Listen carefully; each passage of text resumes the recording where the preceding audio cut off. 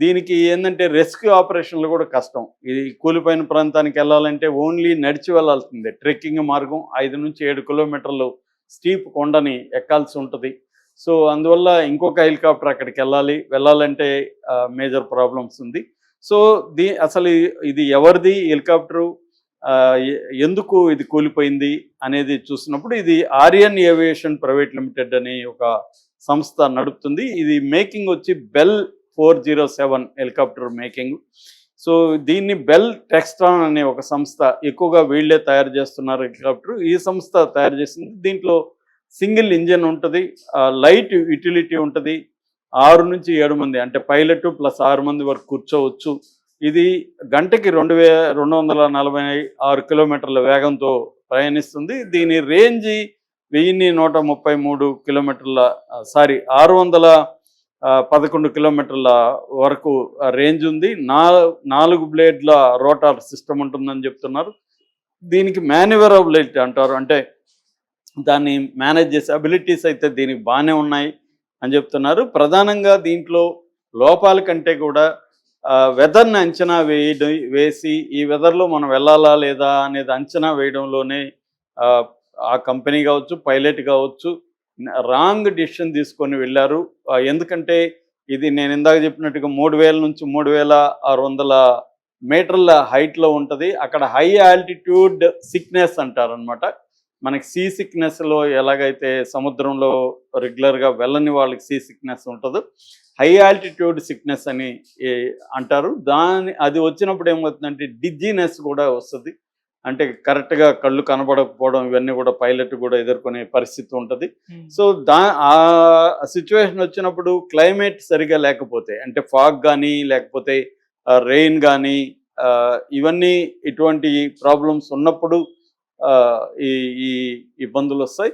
ఇదేంటంటే గౌరీకుండ్ ఉత్తరాఖండ్ మధ్య, అంటే త్రిజంగ నారాయణ్ గౌరీకుండ్ ఈ 2 ఏరియాల మధ్య అది కూలినట్టుగా తెలుస్తుంది. గౌరీకుండ్ అనే ప్రాంతంకి సమీపంలో ఈ ప్రమాదం జరిగినట్టుగా చెప్తున్నారు.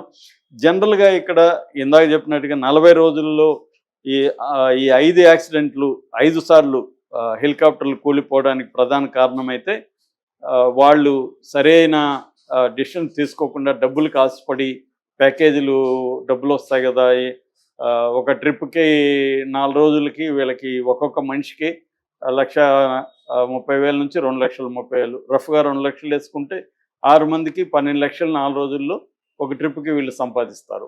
సో, ఈ లెక్కలేసుకొని సరైన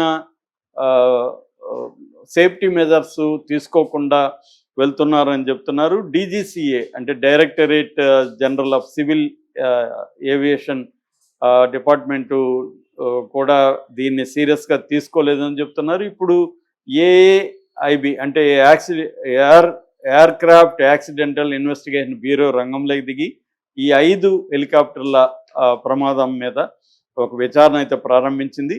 సో, ఇందులో వీళ్ళు ఏవియేషన్ మేనేజ్ చేసే వాళ్ళని లైసెన్సులు రద్దు చేయాలంటున్నారు. ఆల్రెడీ క్రిస్టల్ ఏవియేషన్ వాళ్ళ లైసెన్స్ రద్దు చేశారు.